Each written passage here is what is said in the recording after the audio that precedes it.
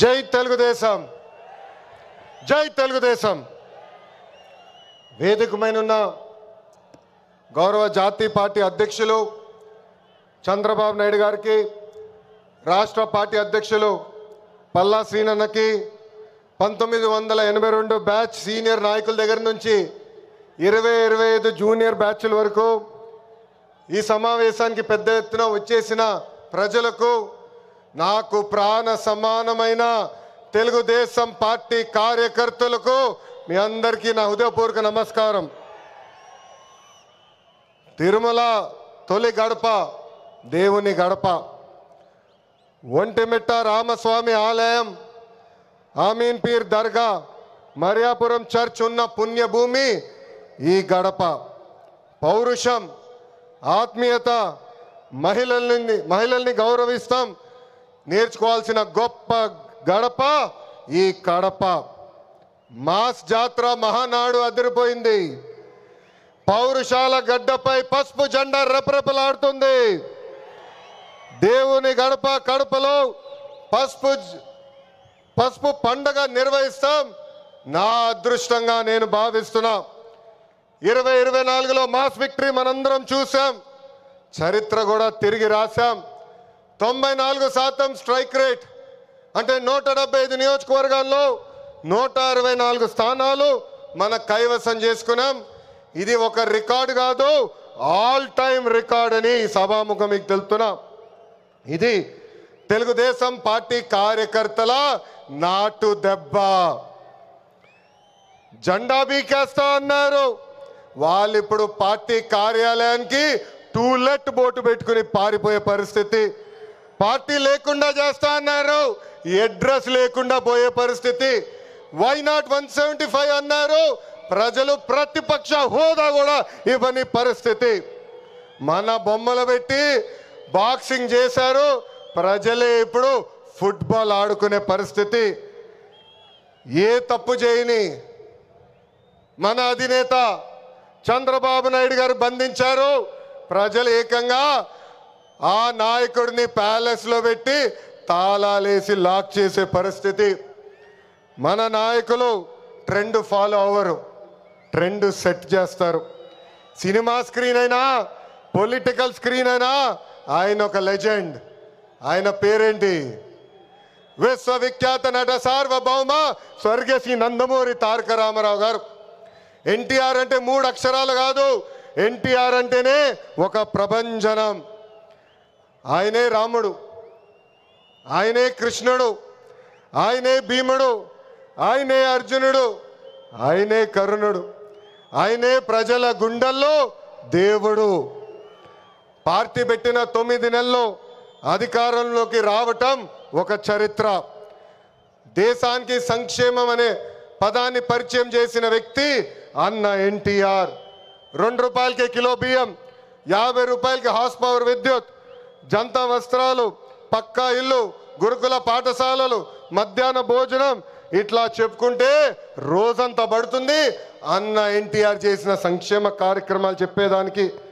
సంక్షేమంలోనే అన్న ఎన్టీఆర్ ఒక బ్రాండ్. ఇంకా తెలుగువారు ప్రపంచం మొత్తంలో పెద్ద పీట వేసింది మన బ్రాండ్ సిబిఎన్. సిబిఎన్ అంటే డెవలప్మెంట్, సిబిఎన్ అంటే సంక్షేమం, సిబిఎన్ అంటే మనందరి ధైర్యం. అప్పుడు ఐటీ, ఇప్పుడు ఏఐ, అప్పుడు హైటెక్ సిటీ, ఇప్పుడు క్వాంటమ్ వ్యాలీ, అప్పుడు సైబరాబాద్, ఇప్పుడు అమరావతి. చాలని 200 రూపాయల పెన్షన్ని 2000 రూపాయలు పెంచారు. ఇప్పుడు భారతదేశంలో ఏ రాష్ట్రం ఇవ్వని విధంగా 4000 రూపాయల పెన్షన్ మన చంద్రన్న అందిస్తున్నారు. అన్న క్యాంటీన్, డ్వాక్రా, దీపం, పేదల చిరునవ్వు మన నాయకుడు చంద్రబాబు నాయుడు గారు. మనకి ప్రతిపక్షం కొత్త కాదు, మనకి అధికారం కొత్త కాదు. 2019 నుంచి 24 వరకు విధ్వంస పాలన మనందరం చూసాం. ప్రశ్నిస్తే కేసులు, నా పైన కూడా 23 కేసులు పెట్టారు. పోరాడితే ఏకంగా అరెస్ట్ చేశారు. వేదికమైన చాలామంది నాయకుల్ని ఆనాడు అరెస్ట్ చేశారు. ఎన్ని ఇబ్బందులున్నా ఎన్ని కేసులు పెట్టినా మనం ఆనాడు ఒకే డైలాగ్ చెప్పాం. ఏంటది? ఆ డైలాగ్ ఏంటి? తగ్గేదే లేదు.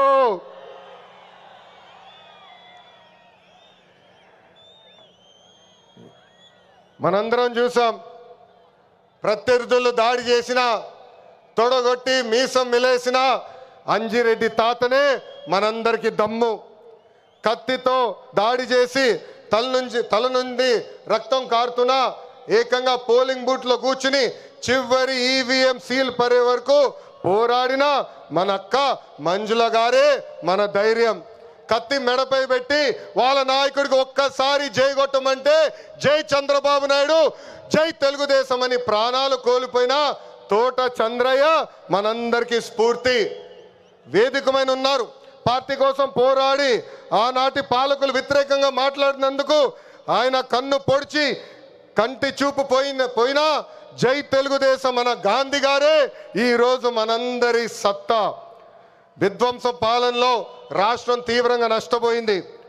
ఆంధ్రప్రదేశ్ను ఏకంగా అప్పుల ప్రదేశ్గా మార్చేసింది గత ప్రభుత్వం.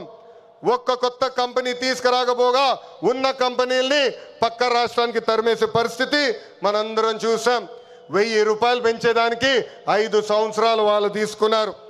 ఏకంగా జే బ్రాండ్ లిక్కర్తో విషం కంటే ప్రమాదమైన మద్యం అందించి 30,000 మందిని చంపి 1,000 కోట్ల రూపాయలు ధనాన్ని లూటీ చేశారు.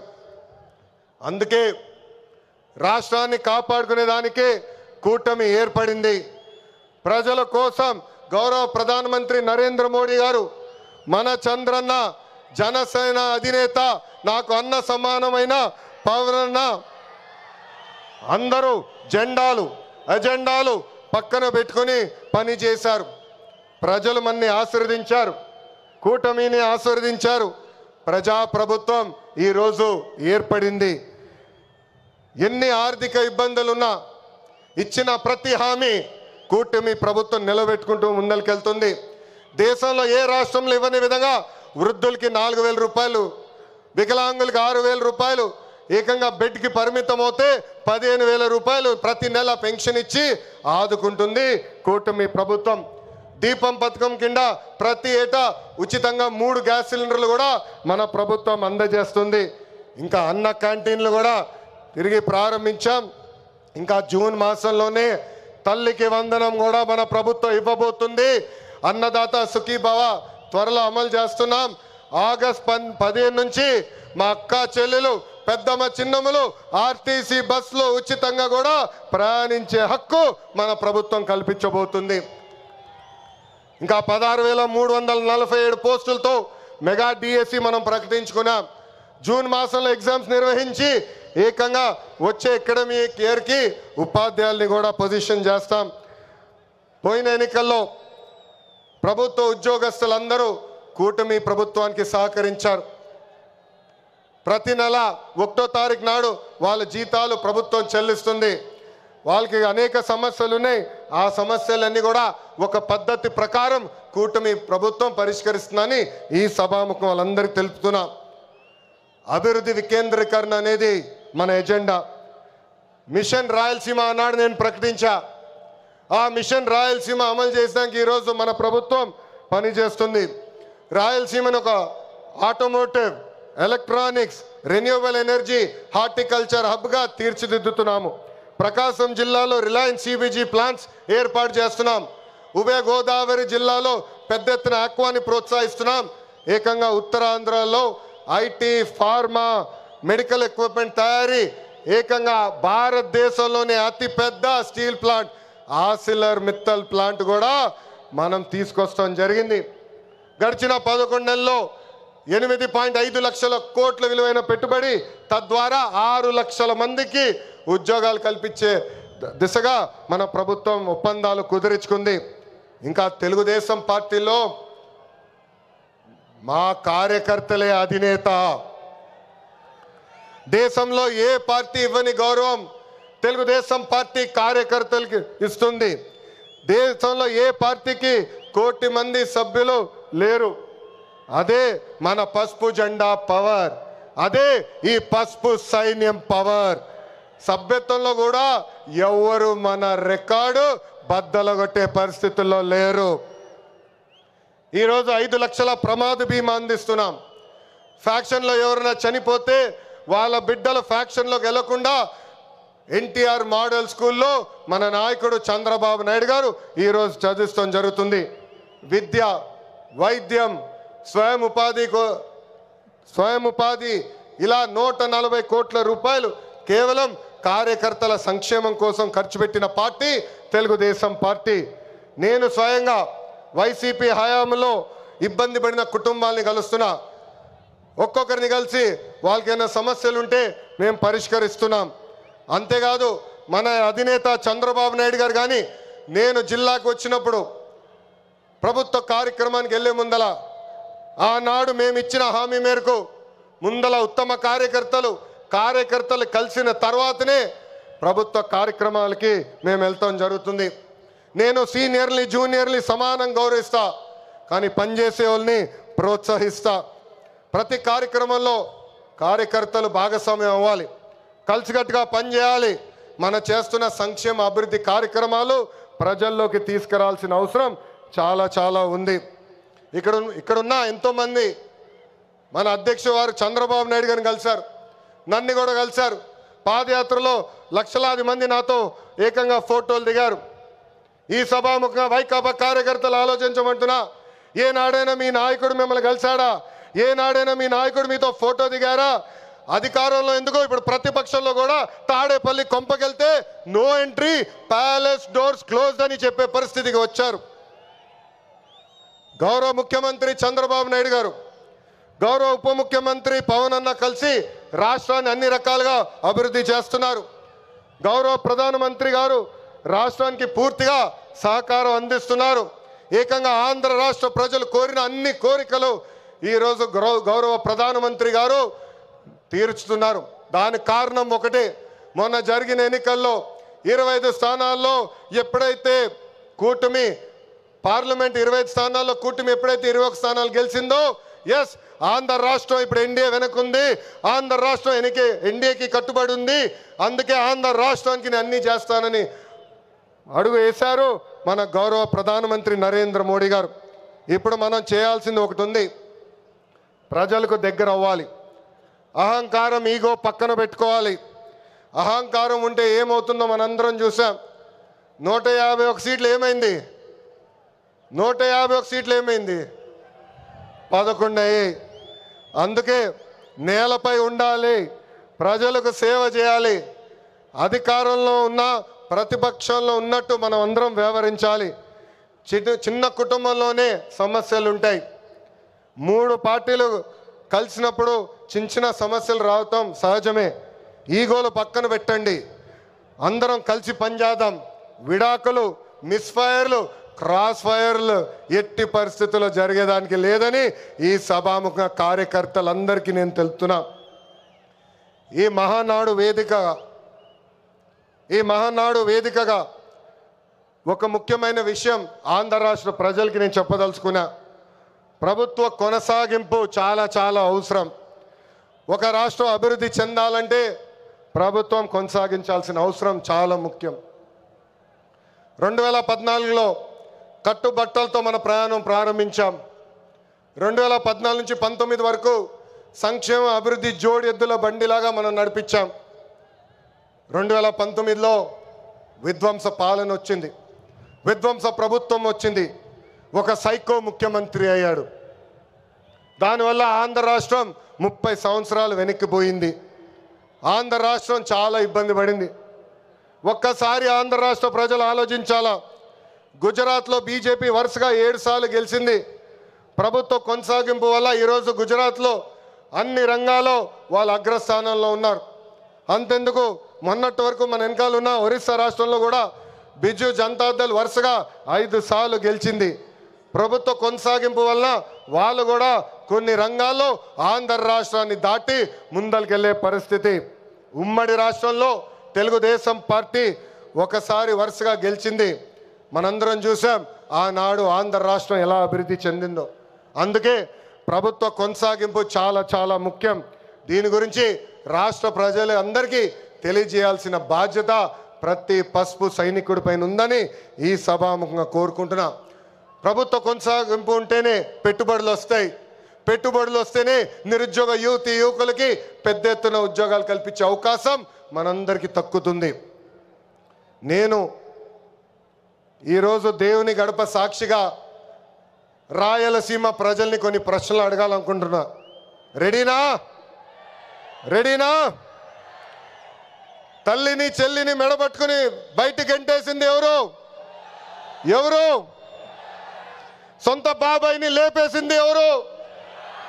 జే బ్రాండ్లు అమ్మి పేదల రక్తం దాగింది ఎవరు? బల్ల కింద ఉన్న ఎర్ర బటన్ నొక్కి ప్రజల్ని బాధింది ఎవరు? అందరూ ఎర్ర బుక్కు అని ఏడుస్తున్నారు. ఎందుకయ్యా అంత ఏడుపు? నేను ఆనాడు చెప్పింది ఏంటి? ఎవరైతే చట్టాన్ని ఉల్లంఘించి ప్రజల్ని కార్యకర్తలు ఇబ్బంది పెట్టారో చట్టపరంగా వాళ్ళపైన యాక్షన్ తీసుకుంటానని నేను చెప్పా. ఈరోజు ఎర్ర బుక్ కాదు కదా, ఎర్ర రంగు చూస్తేనే వణికిపోయే పరిస్థితి వస్తుంది. ఎర్ర బుక్ అంటే ఒకడికి గుండుపోటు వచ్చింది. ఎర్ర బుక్ అంటేనే ఒకడు బాత్రూంలో కాలు జారి చెయ్యి ఎర్రగొట్టుకున్నాడు. ఇంకొకడు ఏమయ్యాడో మీ అందరికి తెలుసు. అర్థమైందా రాజా?